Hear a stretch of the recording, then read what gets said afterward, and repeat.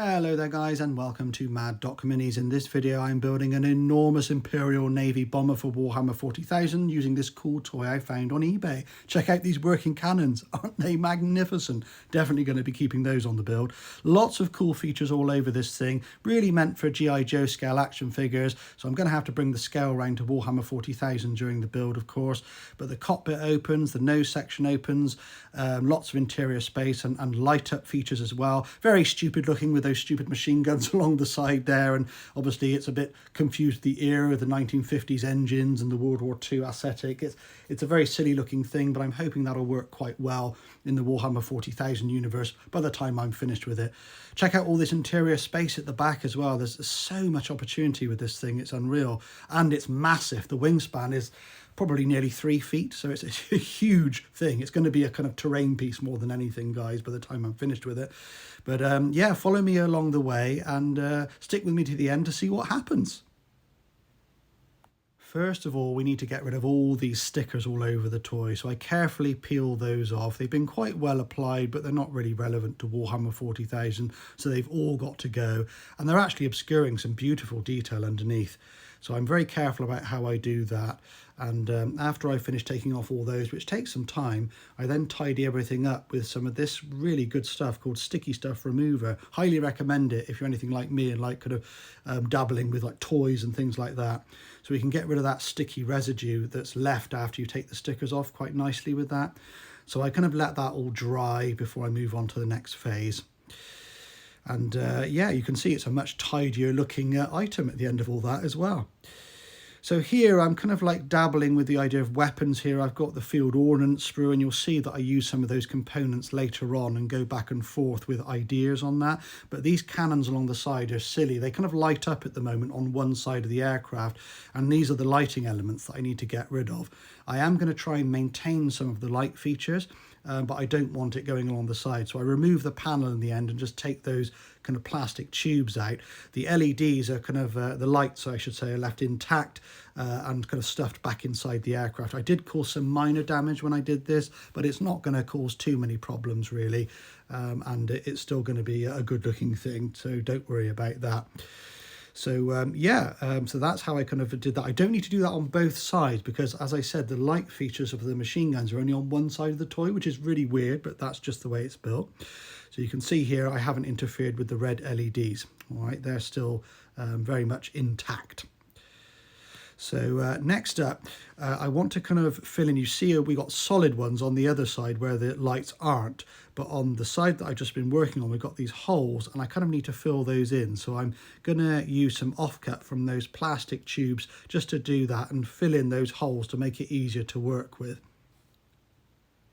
So once I've done that, I actually stick some las cannons on there, the heavy las cannons, but you'll see that I do actually change my mind along the way, so that's not the final look. Now I'm drilling some holes here to make sticking items to the solid sections a bit easier. You'll see the holes from the front here, and that just helps to the hot glue or whatever you're using to kind of seep in there and hold things better. With the machine guns on top, I use these offcuts from the Lehman Russ auto cannons to go on the end, just to kind of give the idea that this is Warhammer 40,000 technology. And if you look underneath, you can see that they kind of extend underneath because the barrels are actually hollow on the toy, so that's quite helpful. So I kind of glue those in place. I do some experimenting inside the cockpit here, and I see that we've got a speaker. The toy actually has sound and functions as well, which I don't want, so I remove the speaker, snip that off, but I keep the lights intact, so we don't have the sound functions anymore, but we still have the lights. These Imperial Eagles I got ages ago, and they're kind of like MDF things, and I stick those on the wings. I start to think about the interior setup for the cockpit. This is many phases of work. I'm just giving you an overview here, but these I go back and forth with that a lot. And the cannons, I almost completely messed these up because I drilled a hole to stick a kind of sensor thing on the front there, as you can see. And I actually cocked up a kind of cog in the mechanism inside, so I completely messed that up and had to take the whole thing apart and mend it, which I did. I did manage to save it, but I was mortified that I destroyed that really cool function. but I brought it back round. Here we're moving along with the cockpit setup, as you can see, just getting some ideas of how that's going to look. And I'm really proud of this. These are parts from the field ordnance kit. And what I opted to do was take those las cannons off, and we're going to have Vulcan mega bolters on the front, and they are the right size, as you can see, to go on the front of the barrels there. And I think that's a much more plausible weapon to put in that area. Here you can see I'm getting ready to kind of stick that red LED through the door section as a little bit of a feature, like feature inside. I kind of cut off the other red ones, I don't need it. I tidy up those Vulcan mega bolters there with a little bit of foam around the outside there. I start thinking about the interior a little bit more at this phase. This I owe to my wife. I'm using some clear plastic here, and I have to do one pane at a time and stick it down with hot glue, but I was really stuck on how to do the glass until she recommended I try that, and it worked an absolute treat. You just have to be patient and do one pane at a time. Bit of interior detailing towards the back end of the aircraft here. Those resin seats are from another kit in an upcoming video. They were surplus to requirement, and there's various other Lego bits and bits of toy in there to make it look more realistic. These are the missiles that I made for the aircraft. They get painted up later on, and they're going to go on the wings at a later point.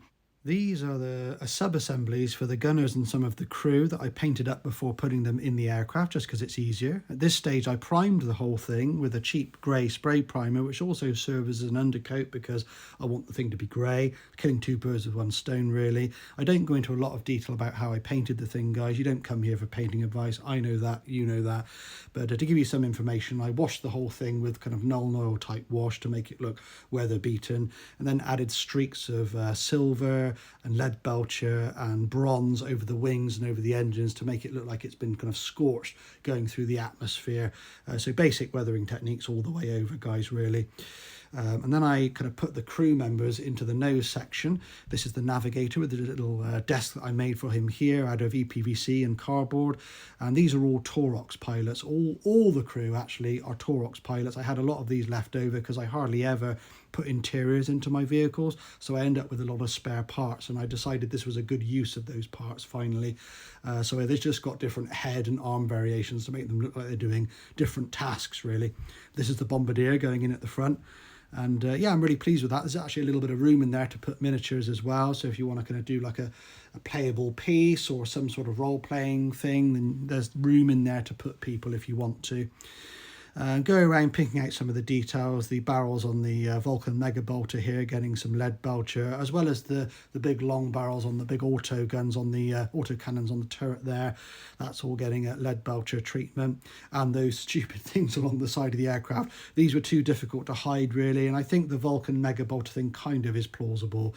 Bit of bling on the Eagles, got to have that as an Imperial aircraft, and some tail art made from a Bane blade transfer, and then just freehanding a bit of a wing on the back end of the fist there, which I'm quite pleased with actually. A little bit of blue as well on the tailpiece there, just for some colour. I made these as sub-assemblies to hold the big missiles underneath the wings, which you'll see on the finished product at the end. So thanks ever so much for joining me, guys. Please like, share and subscribe if you've enjoyed the content, and I really hope you like the finished results. Do let me know what you think. Thanks for watching. Cheers.